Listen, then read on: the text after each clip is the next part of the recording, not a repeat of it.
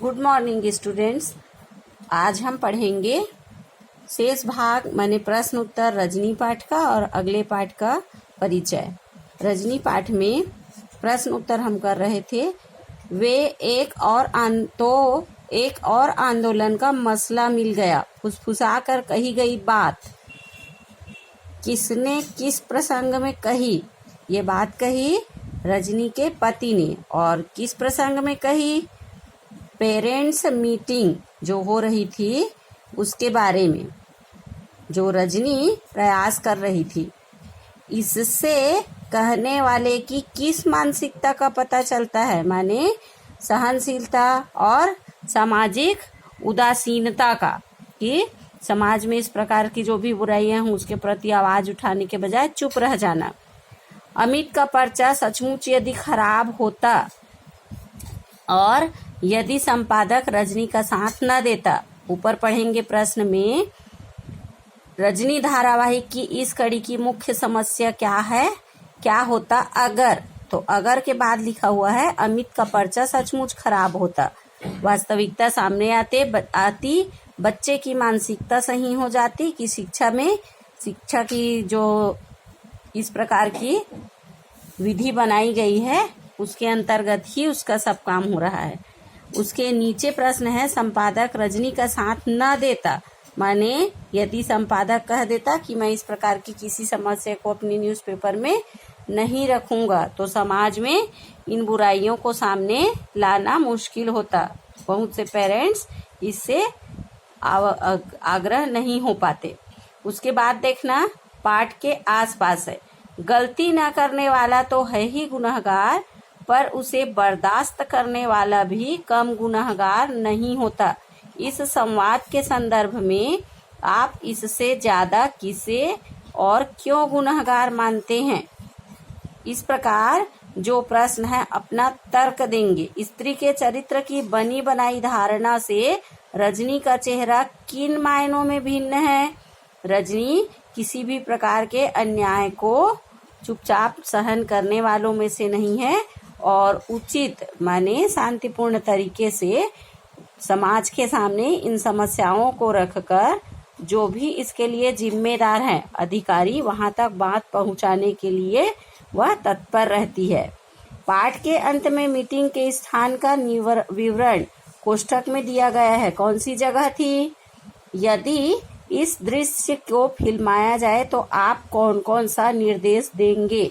किस प्रकार बैठक व्यवस्था होगी, किस प्रकार मीटिंग की शुरुआत होगी, किस प्रकार समस्या होगी और किस प्रकार अंत होगा। इस पटकथा में दृश्य संख्या का उल्लेख नहीं है। देखिए एक के बाद एक दृश्य है तो नंबर हमने डाला, मगर गिनती करें तो 7 दृश्य हैं। पढ़ते समय एक के बाद एक जो दृश्य था, आप किस आधार पर इन दृश्यों को अलग करेंगे? किस आधार पर? प्रथम दृश्य में परिचय है, द्वितीय दृश्य में बच्चे के पेरेंट्स और माता पिता माने बात कर रहे हैं, रजनी बात कर रही है। अगले में अधिकारियों से बातचीत है जिसमें भ्रष्टाचार के बारे में भी बताया गया है। उसके बाद सामाजिक समानता कि सब पेरेंट्स साथ दिए और रजनी की बात सामने आई। फिर प्रेस है, संपादक जो है उसने भी साथ दिया, तब कहीं जाकर ये सब बातें सामने आई। भाषा की बात, ये जो लिखा है व्याकरण पक्ष है, इसमें निम्नलिखित वाक्यों के रेखांकित अंश में जो अर्थ निहित है उन्हें स्पष्ट करते हुए लिखिए। वरना तुम तो मुझे काट ही देती से क्या तात्पर्य है? जब हम किसी से बात करते हैं तो कर्ता क्रिया कर्म जो एक प्रकार से वाक्य बना होता है उसमें अलग अलग, जैसे इसमें जोड़ दिया गया है काट ही देती। काट देती का मतलब काट कर अलग कर देती नहीं है, वह क्या है? इसका मतलब कि मुझे मिठाई खाने के समय याद नहीं करते। अमित जब तक तुम्हारे भोग नहीं लगा देता। भोग लगाना माने किसको भोग लगाते हैं? अर्पण करते हैं माने सामने दिखाते हैं और ये समझते हैं कि भगवान जी खा लिए पर खाता नहीं, तो उसको एक प्रकार से लक्षणा है, व्यंग्य है कि जब तक सबसे पहले आपको नहीं खिला देता तब तक हम लोग यहाँ कुछ भी खाते नहीं हैं। बस बस मैं समझ गया। इसमें क्या है, विराम लगा रहे हैं कि बहुत सारी बातें ऐसी होती हैं जो एक दूसरे से जुड़ी होती हैं और समझ जाते हैं। अब इसमें है अगला पाठ है भारत माता। कौन सा पाठ है? भारत माता। वास्तव में क्या है भारत माता?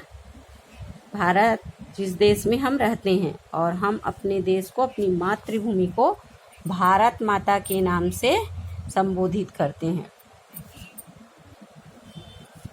अभी आपको चित्र में दिखाई पड़ रहे हैं, कौन है? पंडित जवाहरलाल नेहरू। और ये नेहरू जी जो हमारे देश के कौन थे? पूर्व प्रधानमंत्री। इनके बारे में बहुत सी बातें कॉमन हैं जो हम बचपन से जानते हैं। लेखन में इनकी विशिष्ट रुचि थी। सच्ची संस्कृति तो दुनिया के हर कोने से प्रेरणा मिलती है, लेकिन वह अपनी ही धरती पर पैदा होती है और उसकी जड़ें जन मन में समाई रहती हैं। ये इनका एक जो डिस्कवरी ऑफ इंडिया, भारत की खोज है, उसका उपसंहार है। उन्होंने उपसंहार माने कंक्लूजन ये निकाला है कि कोई भी, जैसे हम स्थानीय तौर पर अपनी मातृभाषा में और अपने जो संस्कार हैं, अपने रीति रिवाज है, उसमें ढल जाते हैं, वैसे ही वे कह रहे हैं कि संस्कृति माने सच्ची संस्कृति होती है, उसको दुनिया के हर कोने से प्रेरणा मिलती है, माने सीखते हम सभी से हैं, लेकिन वास्तव में जो अपनी संस्कृति होती है, जड़ें उसी की होती हैं। जवाहरलाल नेहरू जी का जन्म 1879 इलाहाबाद उत्तर प्रदेश में हुआ था। इनकी मुख्य रचनाएं हैं मेरी कहानी, आत्मकथा, विश्व की इतिहास झलक, हिंदुस्तान की कहानी, पिता के पत्र पुत्री के नाम, ये हिंदी अनुवाद, हिंदुस्तान की समस्याएं, स्वाधीनता और उसके बाद राष्ट्रपिता, भारत की बुनियादी एकता, लड़खड़ाती दुनिया। ये कोष्टक में जो दिया है, लेखों और भाषणों का संग्रह से तात्पर्य है वे विशिष्ट व्यक्तित्व थे जो कई चीजें उन्होंने सिर्फ भाषण में कही, उसको संग्रहित किया गया। कहीं कहीं पर उनके लेख जारी हुए, उसको संग्रहित हुए, माने सिर्फ लेखक बनने के लिए नहीं लिखा गया है, लिखा गया उनके द्वारा जो है उसको संग्रहित किया गया है। ये हुआ इनका जन्म और मृत्यु 1964। जीवन परिचय। अब है साहित्यिक विशेषताएं। ये मुख्य रूप से लेखक तो नहीं थे, किंतु इनकी जो साहित्यिक विशेषताएं हैं, जैसे हम पहले लिखे हैं वैसे इसमें भी 1, 2, 3, 4 कड़ियों में लिखेंगे। इनका जन्म कहाँ हुआ? इलाहाबाद के एक संपन्न परिवार में हुआ। इनके पिता यहाँ के बड़े वकील थे। नेहरू की प्रारंभिक शिक्षा घर पर तथा उच्च शिक्षा कहाँ गए थे वे पढ़ने? इंग्लैंड में हैरो तथा कैम्ब्रिज में हुई। वहाँ से वकालत की पढ़ाई भी की, लेकिन नेहरू जी पर गांधी जी का प्रभाव पड़ा।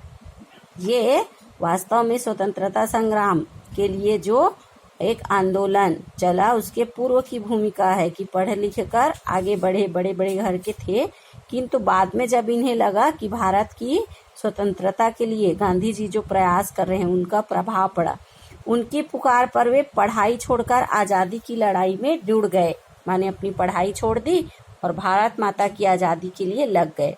आगे चलकर सन 1929 में वे राष्ट्रीय कांग्रेस में लाहौर अधिवेशन के अध्यक्ष बने और पूर्ण स्वतंत्रता की मांग की। नेहरू का झुकाव समाजवाद की ओर भी रहा। सन 1947 में जब भारत स्वतंत्र हुआ, जब हमें आज़ादी मिली, तो नेहरू जी पहले प्रधानमंत्री बने। ये मुख्य बात है हमारे लिए, कौन सी?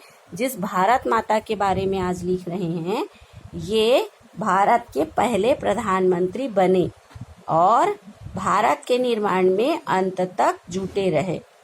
उन्होंने देश के विकास के लिए कई योजनाएं बनाई, जिनमें आर्थिक और औद्योगिक प्रगति तथा वैज्ञानिक अनुसंधान से लेकर साहित्य, कला, संस्कृति आदि क्षेत्र शामिल थे। नेहरू जी बीच में चाचा नेहरू के रूप में जाने जाते थे। शांति, अहिंसा और मानवता के हिमायती नेहरू जी विश्व शांति और पंचशील के सिद्धांतों का प्रचार करते थे। हिंदुस्तान की कहानी का 5वां अध्याय जो है उसी पर यह पाठ है। भारत माता जो पाठ है कौन से में से है? हिंदुस्तान की कहानी का 5वां अध्याय। अंग्रेजों के माने जिस समय शासन का दौर था, भाषांतर माने अंग्रेजी भाषा और यहाँ जो अलग अलग स्थानीय और हिंदी था, आयोजित जलसों में वे जाते थे और उन्होंने उसका अध्ययन किया और अध्ययन करने के बाद हरिभाऊ उपाध्याय जी हैं, उन्होंने इनका अनुवाद किया है। भारत एक देश है और जिसके सभी हिस्सों में अनेक प्रकार के लोग, अनेक प्रकार से तात्पर्य पंजाबी, मराठी सभी लोग रहते हैं।